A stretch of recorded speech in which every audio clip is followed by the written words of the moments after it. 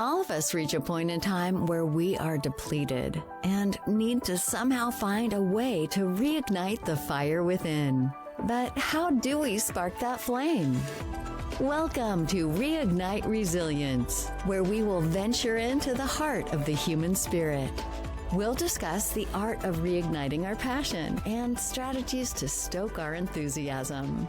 And now, here are your hosts, Natalie Davis and Pamela Cass.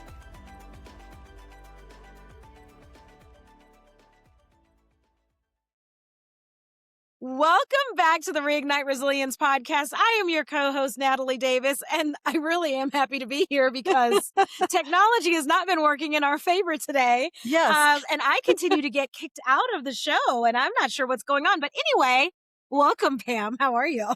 I am fabulous. Take three. We've got this time. Yeah. We could do it. You know what's humbling is that typically we are a one-take wonder, and now here we are. You know what?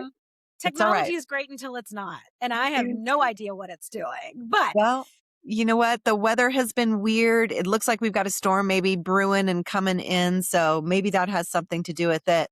I don't know, but we've got an incredible guest here today. Yes. So we are excited about that. And we are glad you're back, Natalie, because Mike and I were just hanging out, chit-chatting, but we didn't want to, get all the juicy pieces. I know. I was like, I want to talk to Mike too. Like, give it a minute. Like, let me get in there.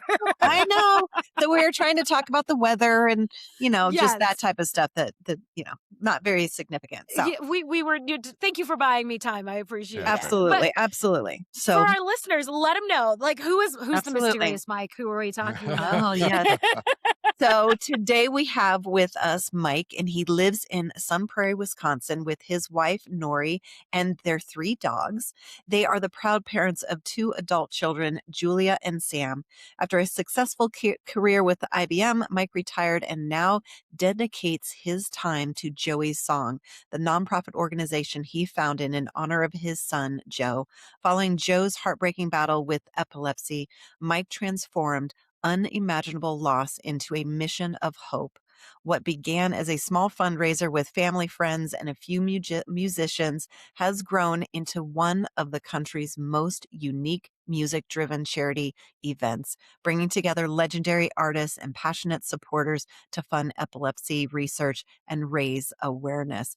We are so honored to have you here, Mike, and so honored to be able to hear Joey's story and what has come from an unimaginable event to something that is impacting millions of people. Yeah. So welcome. Thank you. And before we go into it, I just want to say that all the technical difficulties are just showing you guys how resilient you are. So you're living your mission. So there you go. But thank you for both of you for having me here. I always love the chance to talk about what we do. And one of the side benefits of all this is 15 years after he left us, I still get to talk about my son. So that's a pretty cool thing too. So I'm excited to take the time and tell you guys all about it. Well, let's start with Joey. Let's start with his story. Yeah. So Joe, like all 3 of our kids, was adopted. And all 3 of our kids were adopted from Guatemala. They are not biological siblings. Joe was the 3rd of those kids and came home in about 3 months after he came home. He had his first seizure. He was sitting on Grandpa's lap down in Chicago, and his aunt walked by and recognized what was going on. Fortunately, Grandma and Grandpa lived literally right across the street from Illinois Masonic and took him over there. And that was the beginning of a 4-year journey of some misdiagnosis and a lot of worrying and a lot of false leads, let's call it that, that eventually ended up with Joe leaving us just shy of his 5th birthday in 2010. He was diagnosed eventually after a couple years of misdiagnosis with something called Dravet syndromes. Now, epilepsy is a spectrum disorder, like a lot of it. There's not just one epilepsy. It's like cancer, right? There's not just one.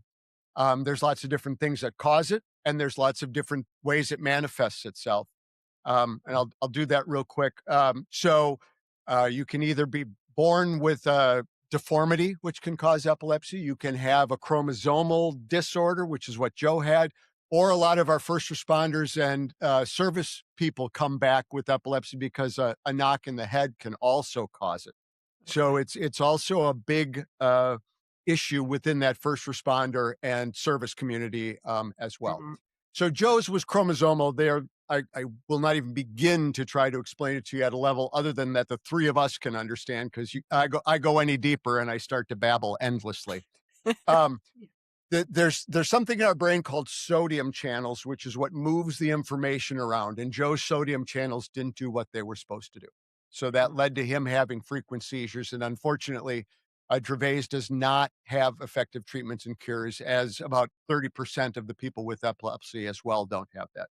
But so it made Joe nonverbal, and he was going to need, 24/7 care. The prognosis wasn't good, but he was an extremely happy kid considering all the curveballs that life threw at him. And he is the inspiration for what we do, not just in need, but in concept, because one of the things Joe loved to do was sing and dance, even if it was in his own unique way. If you were in the room with Joe and Teletubbies came on or Elmo came on, it was his mission to make sure that everybody in the room was up, standing up and dancing, even if you were just doing a little bopping around. And he was not happy until everyone was doing that. So when it came time to figure out a way to raise some money, putting on events where people sing and dance sure seemed like a pretty solid fit for that. And then the connection to the name Joey Song is Joe could sing Elmo's song. So when it came time to name the charity, we had to name it Joey's Song. So Joey's Song. that's Joe's story. And he went through more than most of us go through in our lifetime, more ambulance trips than any of us do, and more hours and days in the PICU than most of us do. Somehow that kid was always laughing and smiling. So, innocence of a child. Yeah. If your life is dedicated to making people happy and singing and dancing, no matter what afflictions you have, you've got it figured out.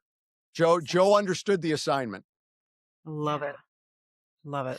I can only imagine the things that are going through a child's mind, right, at that time, because it's, we're not sure what's going on. Let's do additional testing. And it's all the adult language and discussion and talk, right? And all the while, the child is the one that is experiencing it. So Joe is the one that is experiencing these things while the adults are trying to figure it out. Right. Yes. And because he was nonverbal, he couldn't explain. One of the things that caused the times when Joe was not happy was when he couldn't communicate, because we don't know, none of us know where his brain was otherwise, but the fact that he understood music and knew a lot of what was going on around him. And so when he would get frustrated, it's because I think his brain or his being wanted to tell us, I'm hungry, I'm tired, I'm thirsty, but he couldn't do it. And that would be very frustrating for him as well when you can't, articulate that. So, but that was really the only time when he was not, very joyous person. And maybe some of that confusion or lack of understanding what was going on was probably helpful, because he didn't know the severity of some of the stuff that was going on too. That innocence, Right. No. Absolutely. Right. Wow. And the creation of Joey's Song, tell us a little bit about your vision. What did you have in mind as this started to come together, and who were the brilliant minds that made it a thing? Yeah. Who actually I brought it to life? had no grand plan, to be honest with you. And I think that's the secret of it, right? If we talk a little bit later about how to cope with things and I think having a goal as opposed to a vision is the better way to do it. The goal is to try to raise as much money as you can. What we say in Joey's Song is, we're here to help the next family, right? Somebody is sitting in a neurologist's office right now with a child on their lap, and they're getting a diagnosis they don't understand, that they can't comprehend, and has them wondering what in the heck the future is going to hold. So they need to know that there's some people out there, a community that's fighting for them. That's really what we set out to do. I did not work in the music business for my adult life, but I did back in college, way back in the 80s. So you can do the math with how old I am. So I did have some friends.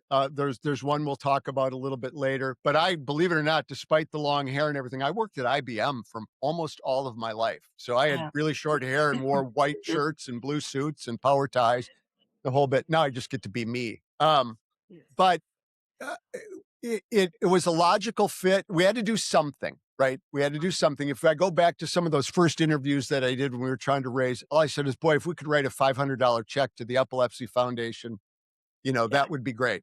Yeah. But what we did was we followed the breadcrumbs as opposed to saying this is the path and it's going to be this. And because I think that's when you fail. I mean, having a plan is always good. Don't get me wrong, but saying it must be this, or it's going to be this and it's going to work this way and it's going to go that way. I don't think that sets you up for success, at least in what we were trying to do, because nobody's done what we're doing before. There's no concerts like this. We'll talk a little bit about what makes the actual events unique. We just kind of went with it. And I can tell you a couple stories. It was literally serendipity a couple times of, hey, that, happy coincidences that let us do that. So it was really out of a need to do something after he left us, and a need to try to help. And that's what led to it. And then Joe led us into it with the singing and dancing. And then I just found out how great the artist community is and how wonderful people that their job is to tell you emotions and help you feel emotions, which is what artists do, whether they're singers or poets or painters or writers. Their whole job is to make you feel something. Yeah. When you pull those people in and say, let's feel this together and let's really help people understand, pretty amazing what they'll do. Yeah. Wow. I love that. Yeah. When you have, like you said, Mike, like having a plan is wonderful. I am always a big believer of like leaving some room for what I like to call the magic, like those serendipitous moments that you just mentioned. What are some of those stories, those initial moments where you're like, this seems to be coming together so smoothly. Yeah.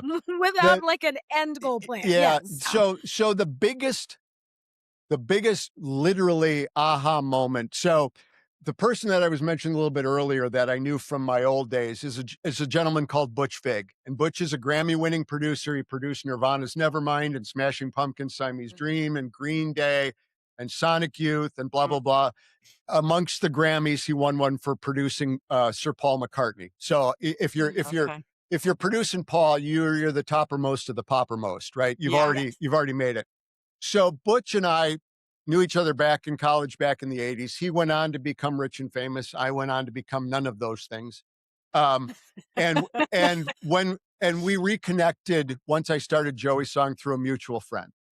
And so Butch has Duke Erickson is the guitarist. He also has his band Garbage. I won't sing any Garbage songs for you, but you would know him if I sang them. And a couple other have a throwaway band. They call themselves the Know-It-All Boyfriends. And basically it's a chance for them to screw around and have fun.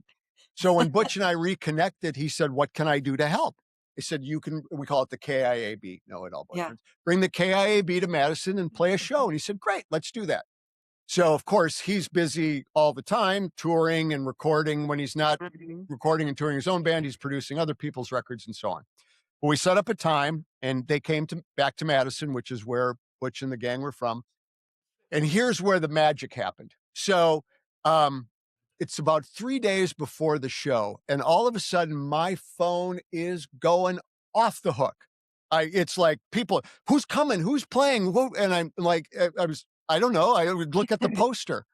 Well, it turns out that Butch had done an interview with one of the local columnists, and having his best P.T. Barnum hat on, he said, you never know who's going to show up at a Know-It-All Boyfriend show.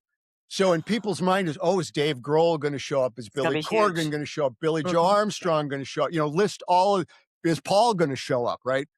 He was just trying to sell me tickets. So the show goes on. We're after the show, sitting outside. It was still September in Wisconsin when you could still sit outside and drink a beer. And we were having a beer, and I told him about that because we didn't, once that week starts, you barely talk. Everybody's off running around doing their stuff. Right.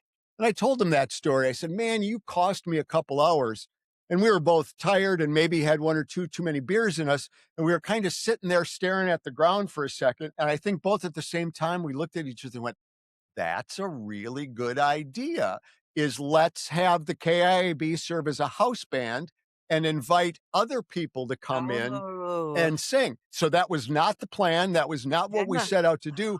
But that's how I'm able to have people from Cheap Trick and Guns N' Roses and the Goo Goo Dolls and the Bangles and the Go-Go's and Eve Six and, blah, blah, blah, blah, blah, is because I asked them to come to Madison, not to put on a full show, but to just come and be part of this ensemble cast. But that was not even when it was happening wasn't part of the plan, because Butch and I were too wrapped up in what we were doing to figure that out. So that's an example of that. And then it led to the other things, which has led to this kind of world's greatest live jukebox concept that we've got going as well. But that's the perfect example of never set out to do this, and the fates just kind of, led us there by the nose, going, get over here and do something smart. Yeah, you have to do this. Oh my gosh.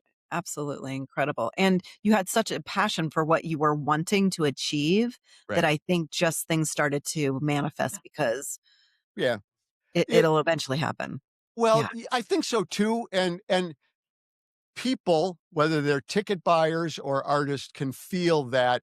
Yeah. And again, I don't want to humble brag here, but there's some genuineness to this, because Joey's song is 100% volunteer. I don't take a salary. We have no paid staff. For people watching on video, you're looking at Joey's Song International Headquarters, which is my basement in Sun Prairie, Wisconsin. Yeah. And all those artists don't take a penny to come and play. Right. So, these people that get six figures to go and sing for 45 minutes, come and do that. So there's a genuineness. The only people that are profiting from this are the people that will benefit from a cure, right? You're not paying anybody's mortgage. You're not paying anybody's salary. You're not doing any of that stuff. And I just think that there's a karma to that everybody can feel. And let's be honest, when your phrase is, we'd like to stop kids from dying, that's a relatively powerful argument that people will at least listen. They may not be able to help, but they'll at least listen. And then you layer on top of that, we've got some Hall of Famers and some Grammy winners and everybody. It snowballs. Yeah, absolutely. Oh, wow. I love that. Mike, as you're sitting there, like just wrapping up that first event and like, that's it. This is how we're building it out. Did you recognize in that moment what you were creating? Could you see it? No. No. It was, I didn't know whether it was going to be a one-off, whether we were going to do more. I didn't know. And again, I think maybe that's why we were okay. It was like, all right, let's see where this goes now. And without turning this into a 10-part TED Talk on the music business, the music business back in 2010 was very different than it is now. It was just when people stopped paying for music, right? I'm never going to buy a CD again. I'm just going to stream it for 0.007 cents. And the dynamics of it all changed. And we could do a 10-part series on that and what it's done to artists. So really, and then COVID hit, the world shut down for a year. Hey, what do you do? Live events? Oh yeah. Nobody can be in the same room with anybody else for a year and a half. Exactly. Yeah. Yes. So no, it had no idea where it was going. And again, I think that's why I knew we were talking to people, speaking to people, not talking to people. I knew that our message was getting through, and so I knew we had a way to go with it. And I knew enough musicians to know that if I could get to them, they'd listen. Yeah, absolutely. Oh my gosh. Can we shift the focus back to the family during this time as well, right? You've got the kids and you and your wife, and what is that space like as you all are building something great and at the same time processing the shift and the change? So Julia and Sam would have been 10 and 8 when their brother died. I don't know exactly what they did or didn't. I mean, they knew he was dead, and you know what death is at that point, but I don't know how much you know what that is. Right. So the first thing I need to say on all this is losing a child is one of the biggest causes of marital breakups that there are, if you look at those statistics. So, and Nori and I are still together. She's upstairs right now with my daughter cooking dinner. And so that's the flag in the ground right there. If nothing else, that, we had, or I could go down a path here. I'll go down it real quick, and then when you go through building your family through adoption, like we did, there's some extra steps in that people that do it biologically don't go through. And there's some extra choices you make and extra commitments you make. And so I think, knowing Nori, my wife's name is Nori, knowing Nori and I, even if we despised each other, we probably would have stayed together for the kids, just because of, look at all they've gone through, right? My kids are all from Guatemala. Fortunately, their mom is Puerto Rican, but they don't look like me at all. So one quick story, when they were younger and I took them, we had to go to the drugstore or something, and we were standing in the checkout. The lady at the drugstore looked up and said, "Are you running errands with Grandpa today?" So anyway, Oh, thank you. Thank you. But anyway, so Nori and I are two very different people, which is that whole, opposites attract kind of stuff. I'm a German from Wisconsin who's, we will get through this, and we will put our head down and we will start a charity, right? My wife is a Latina, and she's very emotional and wears her emotions on her sleeve. And and that's good too. There's no owner's manual on this. As long as you're not doing yourself or anybody else harm, there's no right or wrong way to process grief and come through the other end. And having those two kids at that age, we both threw ourselves into making sure that they're both wonderful human beings. My daughter is getting her master's degree in kinesiology and is going to be a physical therapist. And my son graduated with a music degree from Beloit and is trying to figure out how he's going to make a living doing that. That's another 10-part TED Talk. But he's got a very supportive set of parents. So, but we knew that what was most important was those two. And when you have a common goal like that, it kept the it was making sure they made it out of the house in the morning to school. I was fortunate in my time with IBM, I worked from home. So I was able to be home when they came home, back before they think you're silly and stupid, right? Which happens in the teenage years. But, every day they'd come home, they'd tell me about their day, what happened on the playground, what art project did you do? All of those things. That all helped. You ask about the home life. That all helped, because while Nori and I were individually dealing with it in very different ways, that we had that center point that was the most important thing, 20-fold over anything else we did, is making sure that those two had all the advantages they could have. You created that certainty in a very uncertain time. In what would be uncertain under any circumstances, even more so. Right. Beautiful. Absolutely. Beautiful. How involved are they in Joey's song? My wife doesn't have much involvement. One of the things besides giving the money to epilepsy research, we also take a small portion every year. There's a school down in Guatemala, which again is where my kids are from and Joe is from, for special needs kids. And every year they have a capital project or two. So we make sure some of that money goes down there, and she helps me with that. My son performs with all these amazing rock and roll Hall of Famers and Grammy winners. Yes, I keep reminding him he's going to have to go back to playing coffee houses where the busboys are throwing plates into the thing. And but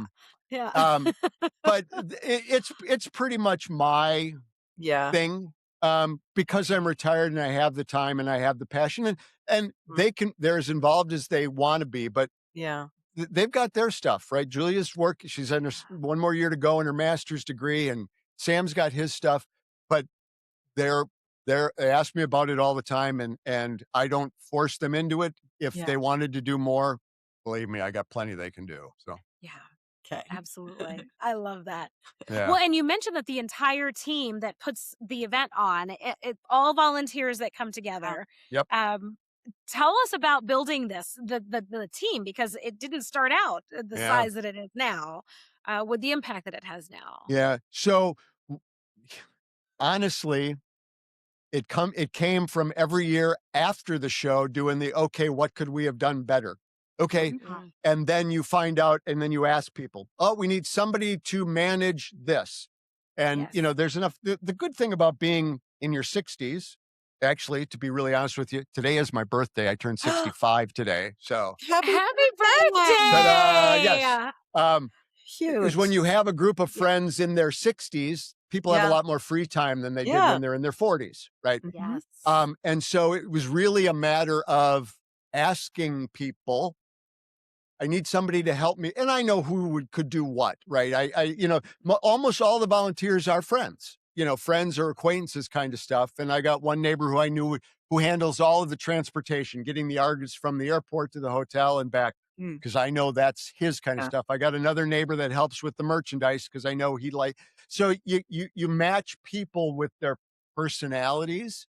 And then again, they all went through Joe's illness and everything with us. So they're all part Yeah. of it too. And the people are good if you give them a chance to be, Oh, I love that. it. I Yeah. love that you have an entire community that's willing to raise their hand to say, yes, I will volunteer my time, talent, treasure, Yeah. what have you, and pour Yeah. into this cause. It's Yes. funny. It's funny. We do a video every year of the artists and we do interviews with them. And one of the first times we started having artists of larger note, let's say, come and we were doing interviews. One of them said specifically that. She said, this is crazy. The guy doing this is Mike's neighbor, and the guy doing that is who he went to college with. And I said, that's just Wisconsin. That has nothing to do Everybody with knows me. everybody. That's just Yeah. Wisconsin. They talk about Wisconsin nice. Well, that's just it. That's, Yes. she happens to be from Boston, and not that people from Boston aren't great, but maybe it's not quite an East Coast thing like it is in the Midwest. But there's actually one of our year-end videos. Her name is Gail Greenwood, and she's a bass player in Belly and L7 and a couple other famous bands. And that she says that, she goes, it's just crazy, Mike's. So everybody raises their hand, and what can I do? And we seem to pull it together. It speaks volumes, Mike. It Yeah. really, Yes. it truly does.